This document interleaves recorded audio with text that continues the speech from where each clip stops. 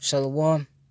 Call Halal Allah Yahweh by Hashem Yahushua, which means all praises to Yahweh, which is the true name of the Heavenly Father, who you people ignorantly call God, by Hashem, in the name of Yahushua, which is the name of the only begotten Son, who you people ignorantly call Jesus Christ.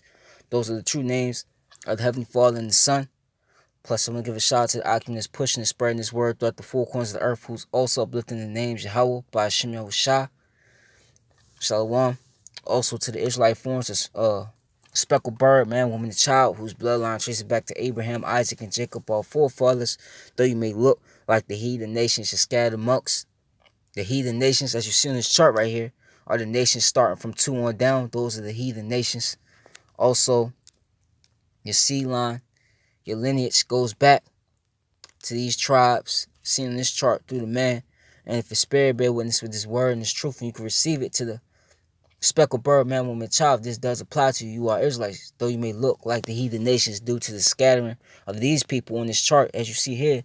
Okay, so you're gonna have Israelites that look like heathens, but they're actually Israelites due to the scattering. To the few Aquaf, which you sisters that do listen and learn, Shalom. To the elect of the nation of Israel, wherever you may be scattered throughout the four corners of the earth, who this word is going out to, Shalom to you as well. To you so-called Negroes, Latinos, Native Americans that you see on this chart right here, you combine, consist, and make up the 12 tribes of Israel. You are the Hebrew Israelites, the chosen people of the Most High Yahweh and His only begotten Son, Yahweh Shah. And I got a clip, basically what's going on in Africa. He's going to explain, in East Africa, he's going to explain it to you. Basically, this is another famine update, okay? And there's already been a whole year's worth of doomsday panic, from fears of World War III to the coronavirus, and now a biblical one. Africa is suffering from one of the worst locust outbreaks in the continent's history.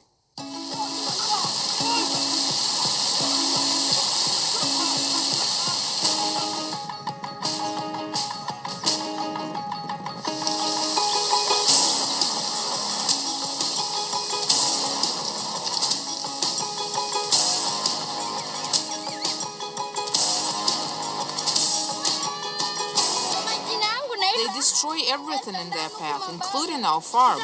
We want the government to act fast and send planes to spray them with insecticide. Otherwise, they will destroy everything. Seeing a catastrophe ahead and a very big threat to food security in our area. They have defecated everywhere. Here you cannot even eat outside. You have to lock yourself in the house.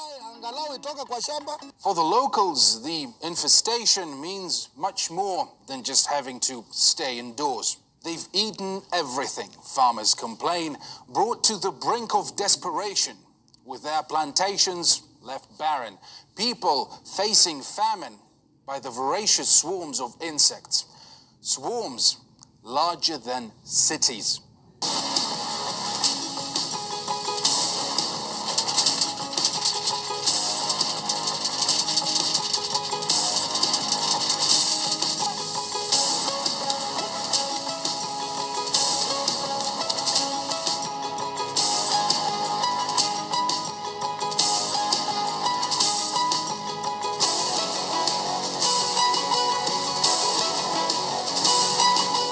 One airliner had to turn back out of fears the bugs would clog its engines.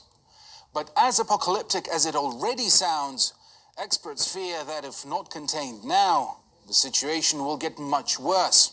Locusts' breeding season starts only in March, so the swarms will be roaming around, ravaging people's food supplies for some time yet. Kenya has started spraying the swarms with pesticides, a desperate measure, as it's feared the chemicals could poison what little of the crops remains. In the past, giant nets, flamethrowers, and even lasers were proposed as weapons of mass locust destruction, but were never... All right, there it is, okay?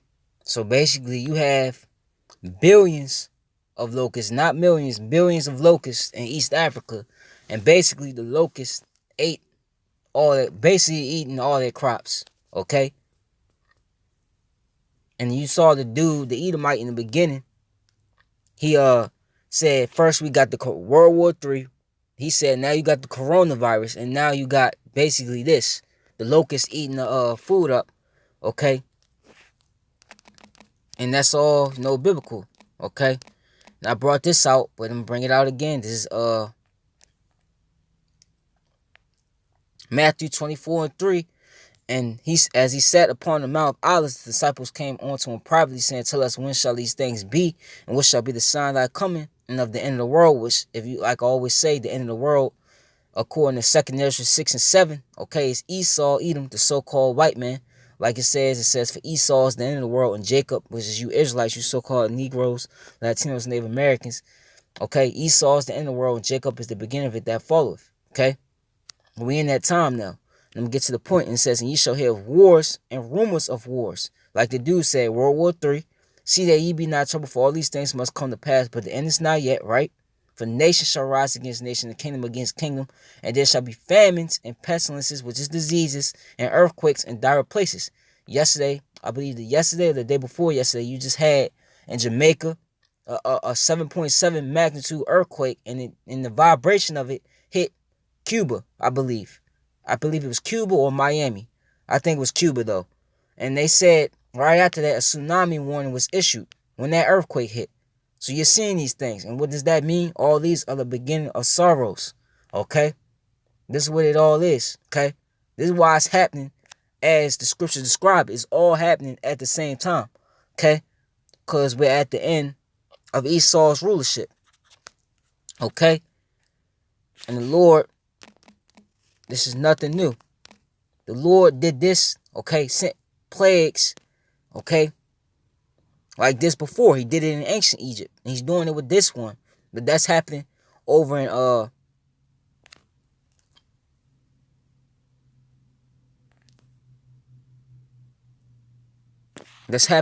East Africa, because you Hamites, you so-called Africans, because you do have Israelites that's still in the land of Africa, or the land of Ham, as I still call it, right? But you Hamites, according to Joel the 3rd chapter, you were responsible for rounding up our people, mainly the southern kingdom, and rounding them up and selling them to the so-called white man, the Edomites. So this is basically your judgment, okay? It's going to get worse for you as well, because you're not exempt, okay, from what's coming. All you heathens are going to get judged by Yahweh, by Shemel Shah. This is, let me see.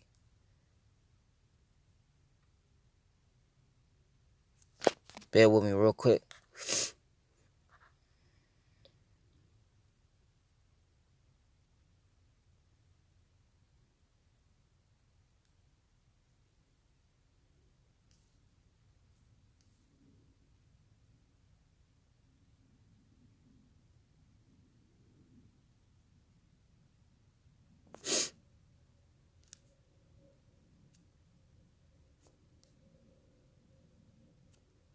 Yep. This is Exodus 10 and 1. This was ancient Egypt.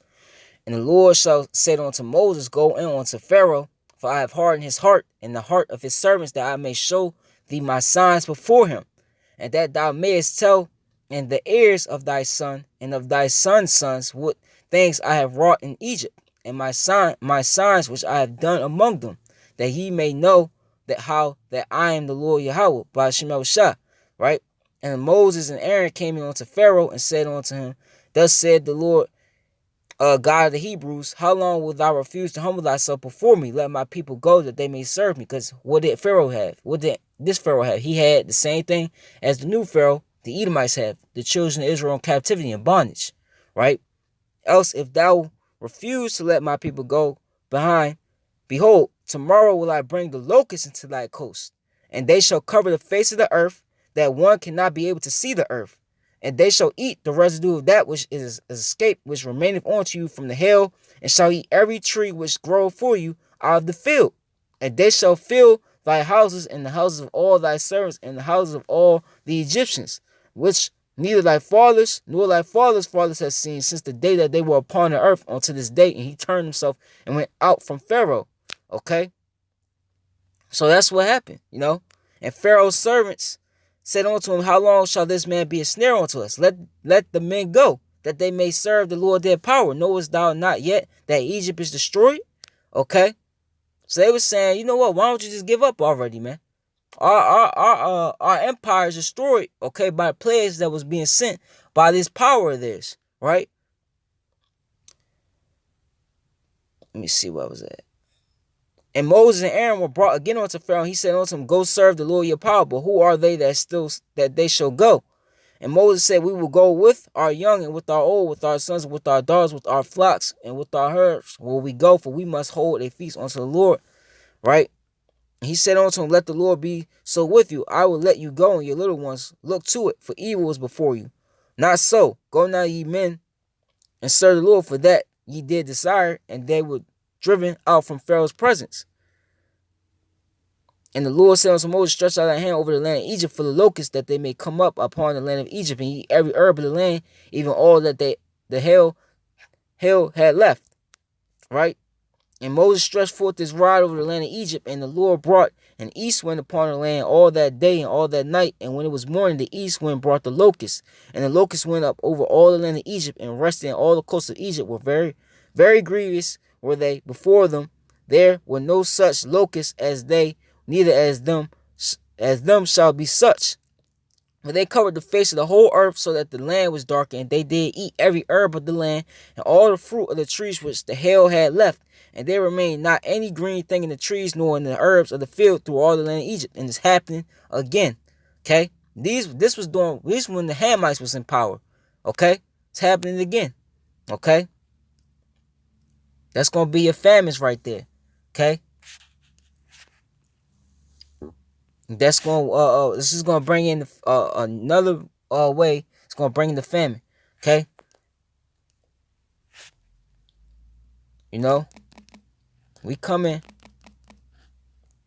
into some bad times, you know.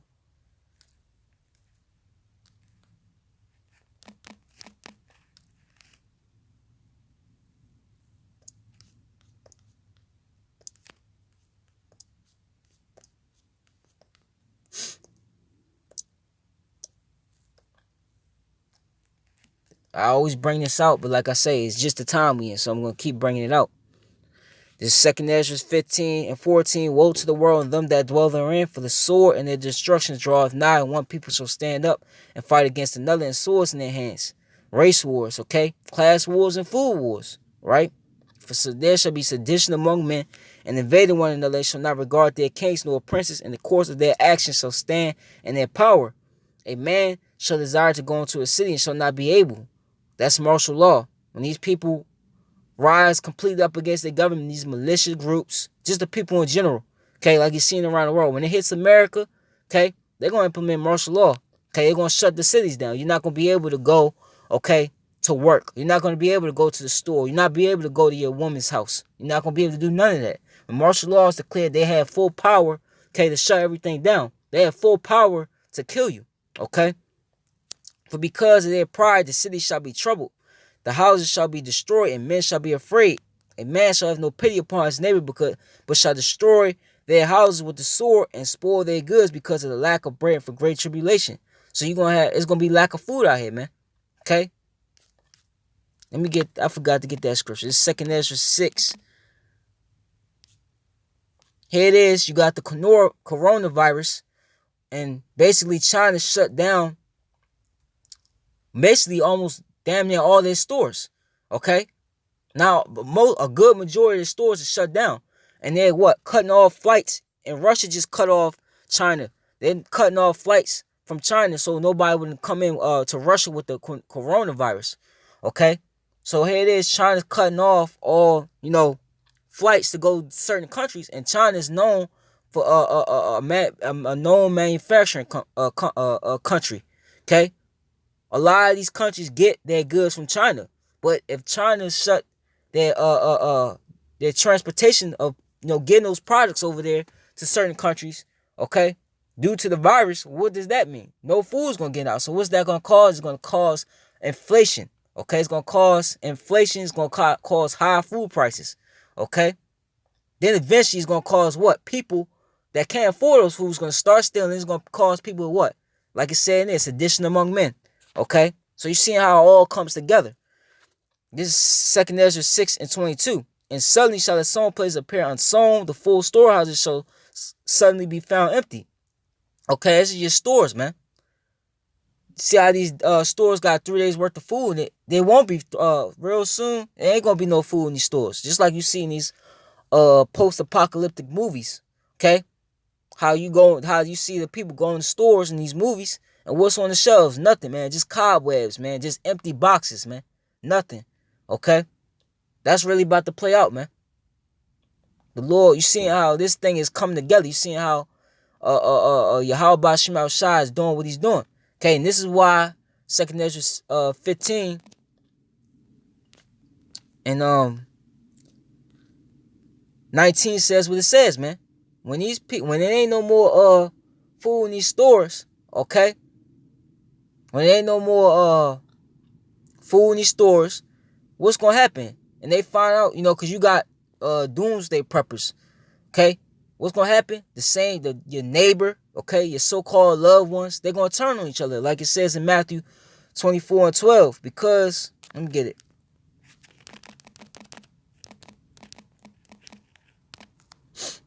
When ain't no food out here, everybody's gonna show their true colors. Cause a lot of these people out here, okay, they can't go a day without eating. So imagine when a day or two goes by without them eating, and they find out these stores have no food, and there's no more trucks coming in to stock the shelves. This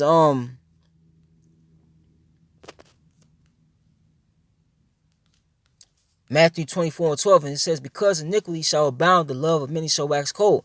That's when everybody's true colors gonna come out. This when your so-called friend that you known all your life, this is when his true colors is gonna come out. Okay? This when your so-called loved ones, when there ain't no food in the house, okay, this is what's gonna happen. They're gonna turn on you. They're gonna do people out here gonna do anything, okay, for their own survival. It's gonna be survival of the fittest, okay? But Yahweh Shema Shai, if you're of the elect, okay, you're of the 1/3, okay, the men, women, children that believe, especially the elect, okay, the Lord got you. But the rest of these people, 2/3 of our own people, because they forsaken Yahweh Shema Shai, they're not going to be covered in what's about to happen, okay? This is, I'm going to get to the point. This is Isaiah 65:11. It says, but ye are they that forsake the Lord Yahweh by Shema Shai, that forget my holy mountain, that prepared the table for that troop, and that furnished the drink offering unto that number. Therefore will I number you to the sword, and ye shall all bow down to the slaughter. Because when I called, ye did not answer. When I spake, ye did not hear. But did evil before my eyes, and did not choose that wherein I delighted not. And he's talking to our people in this verse, okay? Because that's why our people, they receive benefits. That's why they don't know the Lord. That's why they don't care about the Lord. Okay, because they received all these things of this society. But when this society collapse and they don't have nowhere else to turn to, they're gonna what? They're gonna at the last minute, like it says in Psalms 110:3. Okay, in the day of thy power, in the day of thy power, they shall be willing, man. Thy people shall be willing in the day of thy power. Salakia. That's when they're gonna want to turn. But what's gonna happen? He's not gonna hear you, man. You forsook him. Okay. You didn't choose to fear him when everything was alright. You chose to fear him when everything went to shit. Excuse my language. Okay. Therefore, thus said the Lord Yahweh, behold, my servant shall eat, but ye shall be hungry. Behold, my servant shall drink, but ye shall be thirsty. Behold, my servant shall rejoice, but ye shall be ashamed. Behold, my servant shall sing for joy of heart, but ye shall cry for sorrow of heart, and shall howl for vexation of spirit. And ye shall leave your name for a curse unto my chosen, for the Lord Yahweh shall slay thee and call his servants by another name. Okay, this is what's going to happen. So, if you're of the elect, okay, if Yahweh Shema Shai is dealing with you, you're Israelite, that Yahweh Shema Shai is dealing with, okay, then you're going to be taken care of, while the rest of these people out here suffer. Okay, you're going to see, like it says in Psalms the 91st chapter, you're going to see 1,000 fall of your left hand, and you're going to see 10,000 fall of your right hand, man. Okay? That's going to be a part of the judgment of Yahweh Shema Shai, no food. Okay? And cannibalism is going to come back. Okay?